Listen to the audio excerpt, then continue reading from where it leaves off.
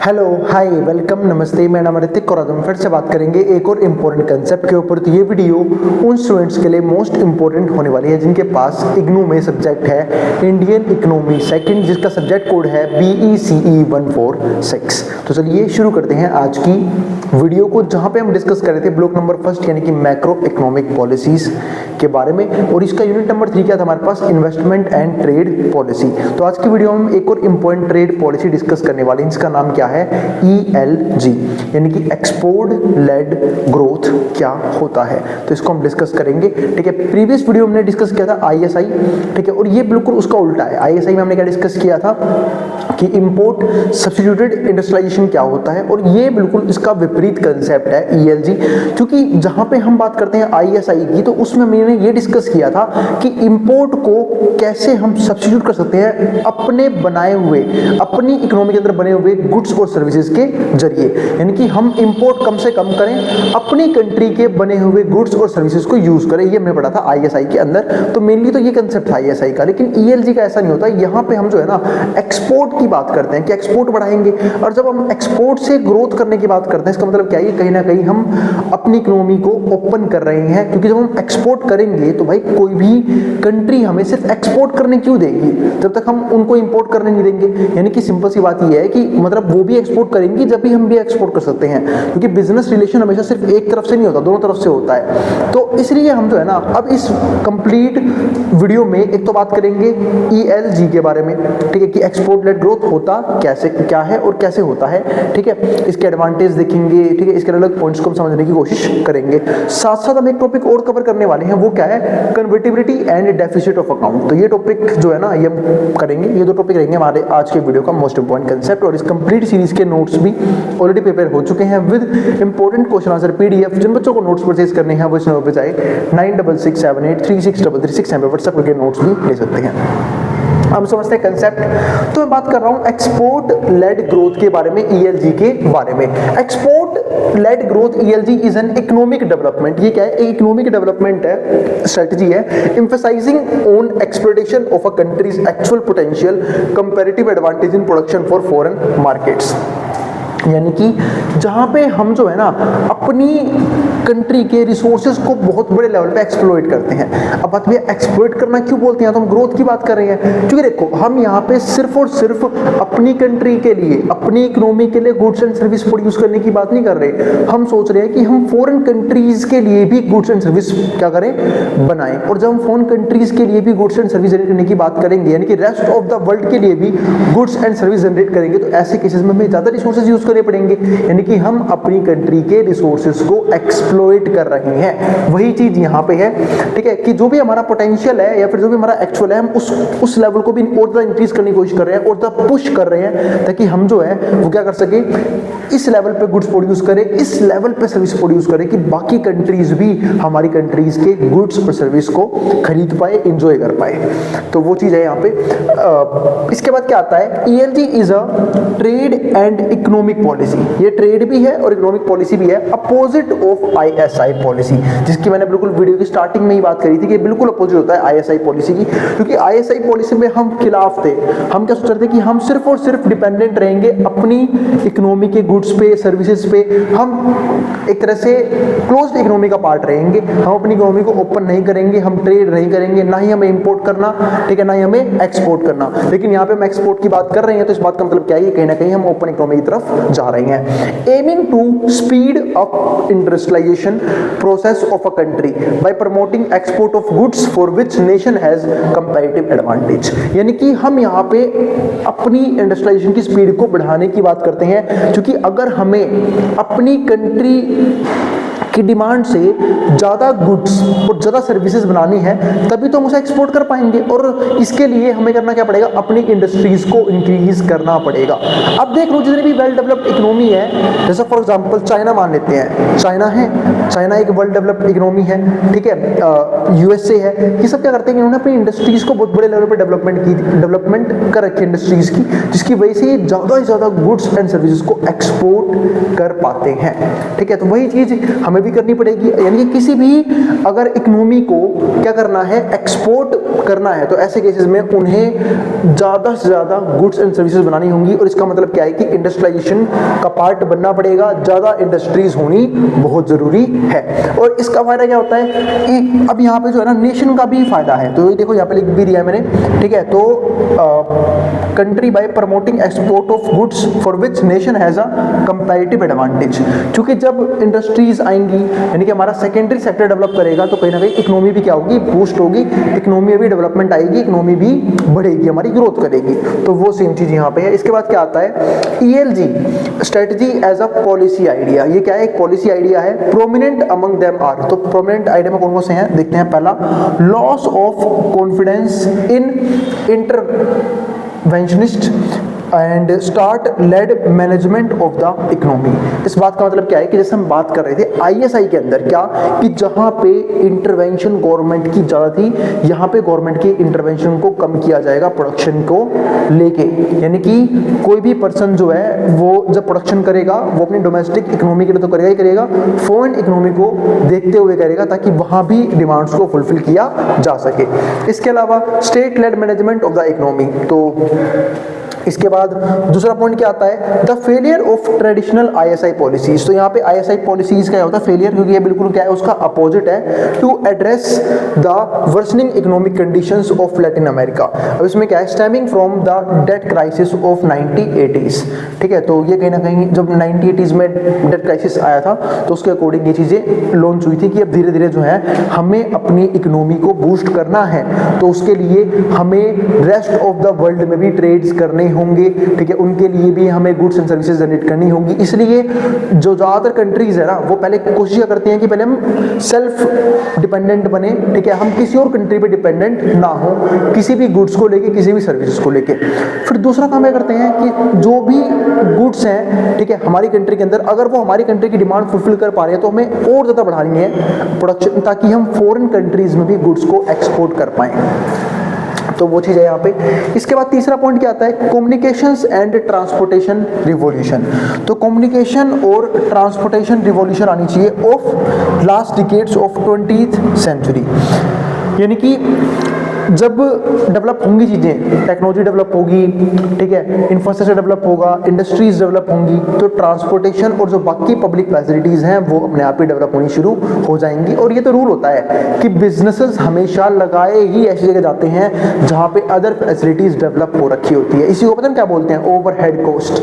यानी कि जब गवर्नमेंट को कहीं पे भी इंडस्ट्रीज डेवलप करवानी होती है, कहीं पे भी इंडस्ट्रीज लगवानी होती है, तो ऐसे केसेस में गवर्नमेंट जो है वहाँ पे पहले सबसे पहले पब्लिक फैसिलिटीज़ मुहैया करवाती है कि पब्लिक फैसिलिटीज जब तक नहीं होंगी लोग वहां पे इन्वेस्टमेंट करेंगे ही नहीं।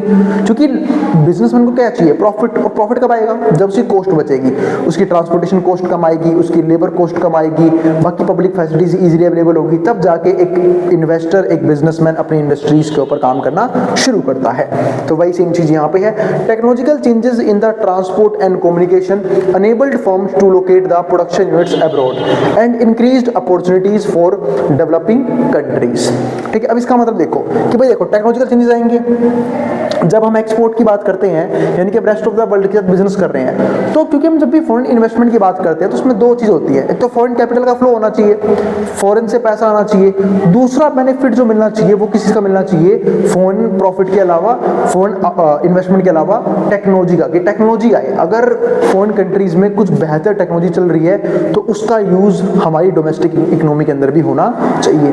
और यही नहीं, जो ट्रांसपोर्टेशन के मोड होते हैं वो भी काफ़ी ईजी होते हैं, वहाँ पे भी टेक्नोलॉजिकल एडवांसमेंट देखने को मिलती है। जैसे फॉर एग्जांपल जब अंग्रेज इंडिया में आए थे, ठीक है, तो उनके लिए ट्रेड करना काफ़ी मुश्किल होता था, क्योंकि आपने देखा होगा स्टार्टिंग में, अगर आपने हिस्ट्री पढ़ी है तो स्टार्टिंग में हमेशा अंग्रेज जो है, ठीक है, यानी कि जो ब्रिटिश एम्पायर है वो सिर्फ उस जगह पे डेवलप हुआ जो हमारे पोर्टल एरियाज है, कोस्टल एरियाज हैं, यानी कि जहाँ पे बंदरगाह इजीली अवेलेबल है। क्योंकि ट्रेड करने के लिए कोई ना कोई ट्रांसपोर्ट का मीडियम तो चाहिए ना, गुड्स को, सर्विसेज को भेजना है तो कोई ना कोई तरीका तो चाहिए, तो उस टाइम पे वाटर बेस बेस्ट होता था। फिर धीरे धीरे रेलवेज डेवलप किया गया ताकि जो ट्रेड करना हो वो और भी ईजी हो और भी चीप हो जाए, ठीक है। फिर धीरे धीरे एयरवेज आया, यानी कि ट्रांसपोर्ट के सिस्टम जो है ना हमेशा ईजी किए गए, ठीक है, और ताकि जो ट्रेड जो है ना वो कम से कम कॉस्ट में हो, ट्रांसपोर्टेशन कॉस्ट कम से कम आए, ठीक है। तो इन सब चीज़ों के लिए जैसे हम बोलते हैं ना कि अंग्रेजों ने कुछ काम बेहतर किया हमारे इंडिया के लिए, फॉर एग्जाम्पल रेलवे का सिस्टम डेवलप कर दिया, पर वो तो उन्होंने अपने बेनिफिट के लिए किया था। वो अलग बात है कि आज हम भी उन सिस्टम्स को यूज कर पा रहे हैं, उन टेक्नोलॉजिकल डेवलपमेंट का बेनिफिट हमें भी मिल रहा है। तो वही चीज़ यहाँ पे है। तो technological changes in transport and communications enabled firm to locate the production units abroad and increase opportunity for developing countries। तो डेवलपिंग कंट्रीज के लिए अपॉर्चुनिटी बनी, ठीक है, to participate in production process, ताकि वो प्रोडक्शन प्रोसेस में पार्टिसिपेट कर पाए, स्पैनिंग अक्रॉस नेशंस, और यही नहीं नेशंस तक अपनी ट्रांजैक्शन को फुलफिल कर पाए।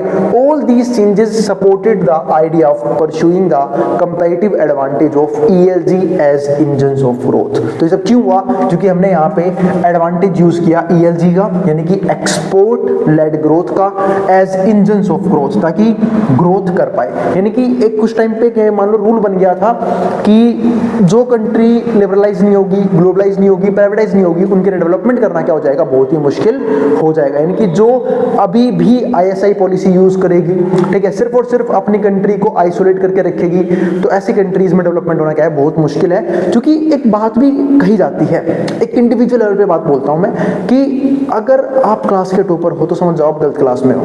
क्योंकि जनरली जो है ना हमें कंपटीशन जो है ना हमें और ज्यादा मोटिवेट करता है, बूस्ट करता है कि भाई जब कंपटीशन है तो हम कुछ डिफरेंट करेंगे, हम कुछ अलग करेंगे, हम कुछ बेहतर करेंगे, हम और ज्यादा एफर्ट्स मारेंगे, ठीक है। लेकिन जब कंपटीशन नहीं होगा तो ऐसा कुछ भी नहीं करेंगे। तो इसलिए जब हमें इकोनॉमी बूस्ट करनी है, हमें टेक्नोलॉजिकल डेवलपमेंट करनी है, तो उसके लिए हमें होड़ करनी पड़ेगी दूसरी कंट्रीज से, और वो भी अपने से बेहतर से। क्योंकि कंपैरिजन और कंपटीशन हमेशा अपने से बेहतर से करना चाहिए, क्योंकि हमें उस जैसा बनना होता है। जैसे फॉर एग्जांपल हमेशा जब मैं इंडिया के लोगों की बात सुनता हूं, या फिर इंडिया के गवर्नमेंट की, या फिर जो पॉलिटिशियंस है सो कॉल्ड, वो क्या बोलते हैं कि भाई देखो पाकिस्तान से कितने बेहतर हैं, पाकिस्तान भी तो हमारे साथ ही आज़ाद हुआ था। अरे भाई अपने से बेहतरों को देखो, कि कुछ कंट्रीज हमारी आज़ादी के वक्त या उनके बाद भी हमसे बहुत बुरे हालत में थी, लेकिन आज वहाँ पे डेवलपमेंट बहुत बड़े लेवल पे हो रही है, और बहुत बड़े लेवल पे हो भी चुकी है। चाइना की बात कर लेते हैं, UAE की बात कर लेते हैं, बहुत सी इकोनॉमीज ऐसी हैं जो बिल्कुल हमारे लेवल की थी, या फिर हमसे भी कम रिसोर्सेज थे उनके पास,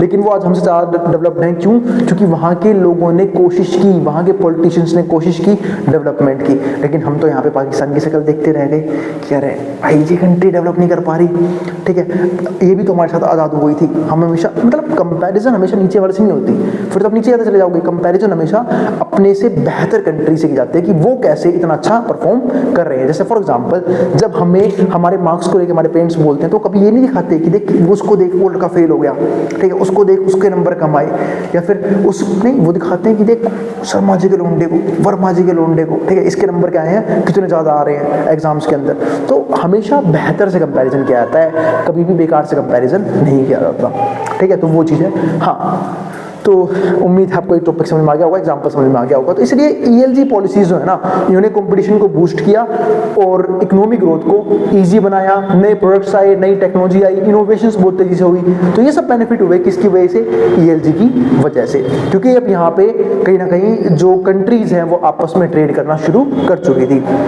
अब समझते हैं अगला point, convertibility and deficit of accounts. तो कन्वर्टिबिलिटी की बात करते हैं, तो currency convertibility of to the right और freedom to convert domestic currency to other internationally accepted currency and vice versa. यानी कि जब हम बात करते हैं कन्वर्टिबिलिटी की, तो करेंसी कन्वर्टिबिलिटी का मतलब पता है क्या होता है कि हम कभी भी अपनी करेंसी को किसी भी फॉरेन करेंसी में जब मर्जी, जब हमारी इच्छा हो, हमें राइट है उसे चेंज कर सकते हैं। अगर मुझे चाहिए, मुझे इंडियन रुपीज के डॉलर खरीद रहे हैं, मैं डॉलर ले सकता हूँ, मुझे डॉलर के बदले इंडियन रुपीज चाहिए, मैं वो भी ले सकता हूँ। यानी कि हम कभी भी अपनी करेंसी को किसी भी दूसरे देश की करेंसीज में चेंज करवा सकते हैं, ठीक है। तो ये चीज यहाँ पर किसी को बोलते हैं क्या? Currency convertibility. अब कन्वर्टेबिलिटी दो तरह की होती है, तो कन्वर्टेबिलिटी हैज टू डायमेंशंस। तो पहला हमारे पास क्या आता है? Current account convertibility. अब करंट अकाउंट कन्वर्टेबिलिटी क्या है? It refers to freedom in respect of payments and transfer. यानी कि हमें फ्रीडम मिलती है पेमेंट को लेके और ट्रांसफर्स को लेके फॉर करंट इंटरनेशनल ट्रांजैक्शन, जो भी हम इंटरनेशनल ट्रांजैक्शंस कर रहे हैं। तो क्योंकि आज जब हम अपनी करेंसी को किसी भी दूसरी कंट्री की करेंसीज में चेंज कर सकते हैं, तभी तो हमें बेनिफिट मिल रहे हैं। हम इन्वेस्टमेंट इजीली कर पा रहे हैं। अगर मान लेते हैं मुझे इंडिया में रह के कोई यूएसए की कंपनी पसंद है, मैं वहां पे जाता हूँ इन्वेस्टमेंट करना, पर वहां तो डॉलर्स में होता है, पर कन्वर्ट कर पा रहा हूँ डॉलर्स में भी करेंसी को, तभी तो मैं वहां पे इन्वेस्टमेंट कर पाऊंगा। तो बिल्कुल सही है। अगर मुझे वहां किसी वेंचर्स में पार्टिसिपेट करना है, मुझे वहां पे घूमने जाना है, ठीक है, ये सब बेनिफिट कब मिलेंगे? क्योंकि मैं अपनी करेंसी को किसी भी दूसरे देश की करेंसी में चेंज कर सकता हूं, चेंज करवा सकता हूं, ठीक है। ये हमें क्या मिला हुआ है? फ्रीडम मिला हुआ है, जो हमारी फाइनेंशियल ट्रांजैक्शन को इंटरनेशनल लेवल पे इजी बना देता है। तो ये सब बेनिफिट हैं किसके? करंट अकाउंट कन्वर्टेबिलिटी के या फिर करेंसी कन्वर्टेबिलिटी के। इसके बाद दूसरा पॉइंट क्या आता है? Capital account convertibility. अब कैपिटल अकाउंट कन्वर्टेबिलिटी भी समझ लेते हैं। तो freedom of convertibility local financial assets, यानी कि जब हमें अपने लोकल फाइनेंशियल एसेट्स कन्वर्ट करने होते हैं टू फॉरेन फाइनेंशियल एसेट। मान लेते हैं मेरे पास कुछ एसेट्स है, मेरे पास कुछ इंडियन शेयर्स हैं, लेकिन मुझे इंडियन शेयर्स नहीं चाहिए, ठीक है, मुझे कुछ फॉरेन स्टॉक्स खरीदने हैं, कुछ फॉरेन इक्विटीज खरीदने हैं, मैं चाहूँ तो चेंज कर सकता हूँ। अपने एसेट्स को फॉरेन फाइनेंशियल एसेट में चेंज कर सकते हैं, ठीक है। और ऐसा सिर्फ हमारी कंट्री के लिए नहीं है। अगर मान लेते हैं जब हम बात करते हैं FII की, यानी कि फॉरेन इंस्टीट्यूशनल इन्वेस्टर की, तो वो भी तो हमारी कंट्री में इन्वेस्टमेंट करते हैं, वो भी हमारी कंट्री में म्यूचुअल फंड खरीदते हैं, वो भी हमारी कंट्री के स्टॉक्स खरीदते हैं। क्यों? क्योंकि वो अपनी करेंसीज को हमारी करेंसीज में कन्वर्ट कर पा रहे हैं। तो ये चीज जो है ना, वो सिर्फ ऐसे नहीं हमारे लिए बेनिफिट है कि इंडियंस ही फॉरेन कंट्री के स्टॉक्स खरीद सकते हैं। अगर किसी फॉरेनर को हमारी कंट्री के स्टॉक्स अच्छे लग रहे हैं तो वो भी खरीद सकते हैं। तो उस चीज का बेनिफिट हमें यहाँ पे मिलता है, ठीक है। Eight market determined exchange rate, जो भी मार्केट में एक्सचेंज रेट चल रहा है उसके जरिए, without needing approval from the government, government से किसी तरह का अप्रूवल नहीं चाहिए। इसके बाद समझते हैं आज की वीडियो का आखिरी कंसेप्ट, डेफिसिट ऑफ अकाउंट्स। फटाफट समझते हैं। अब देखो, बैलेंस ऑफ पेमेंट पहले समझ लेते हैं, फिर मैं बताऊंगा डेफिसिट ऑफ अकाउंट किन किन लेवल्स पे होता है। BOP, balance of payment is a systematic record of all international transaction, यानी कि BOP जो है वो सिस्टमैटिक रिकॉर्ड है सारी इंटरनेशनल ट्रांजैक्शंस का एंड ट्रेड ट्रांजैक्शंस का, that occur between home country and rest of the world, जो हमारी डोमेस्टिक कंट्री के बीच में हो रहा है, होम कंट्री के बीच में हो रहा है, और रेस्ट ऑफ द वर्ल्ड, ठीक है। तो इसे हम क्या बोलते हैं? डेफिसिट ऑफ अकाउंट्स बोलते हैं। तो BOP डेफिसिट कैसे निकालते हैं उससे पहले समझ रहे हैं, डेफिसिट तीन तरीके के होते हैं। एक होता है ट्रेड डेफिसिट। ट्रेड डेफिसिट क्या?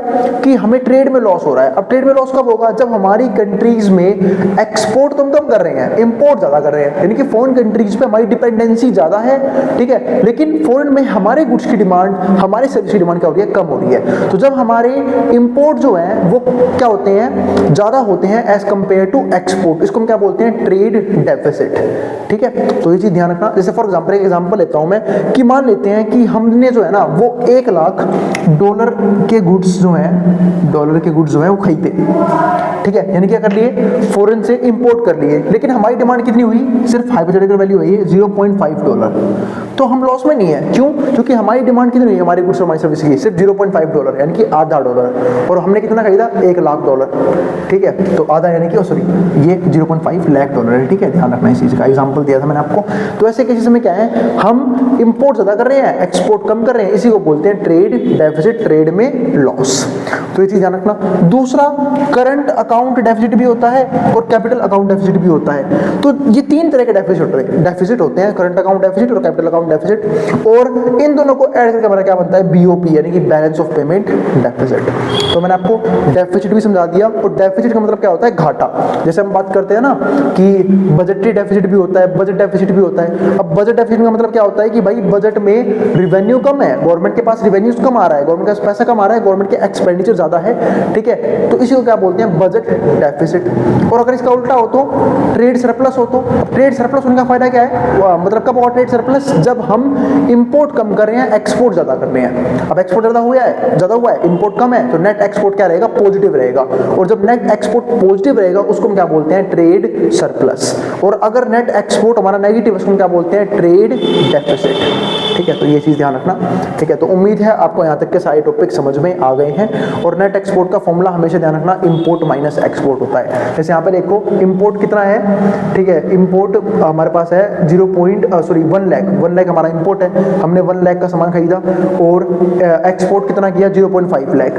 तो एक्सपोर्ट माइनस में इंपोर्ट, हाँ तो ये हमारा फॉर्मूला बनेगा कि हम कितना एक्सपोर्ट करें। ध्यान रखना फॉर्मूला क्या होगा, एक्सपोर्ट माइनस इंपोर्ट। तो 0.5 माइनस में 1 कितना हो जाएगा, माइनस का 0.5 नेगेटिव आ रहा है, ठीक है। तो ये ध्यान जरूर देना कि नेट एक्सपोर्ट का फॉर्मूला होता है, ठीक है, फिर निकालने का फॉर्मूला होता है क्या कि एक्सपोर्ट कितना करें, एक्सपोर्ट में से इंपोर्ट को माइनस कर दो। और अगर एक्सपोर्ट ज़्यादा है, ठीक है, इंपोर्ट कम है, तो नेट एक्सपोर्ट क्या रहेगा, पॉजिटिव, वरना नेट एक्सपोर्ट क्या हो जाएगा, नेगेटिव। इसी को बोलते हैं ट्रेड सरप्लस और ट्रेड डेफिसिट, ठीक है। तो अब हम मिलेंगे अगली वीडियो में और उम्मीद है आपको वीडियो समझ में जरूर आई है।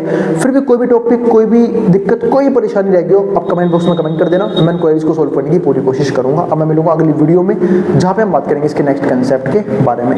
और नोट्स के लिए आप इस नंबर पे यानी कि 9667836336 यहाँ पे व्हाट्सएप करके नोट्स भी ले सकते हैं। अब इसको जो उतारना है वो उतार सकता है।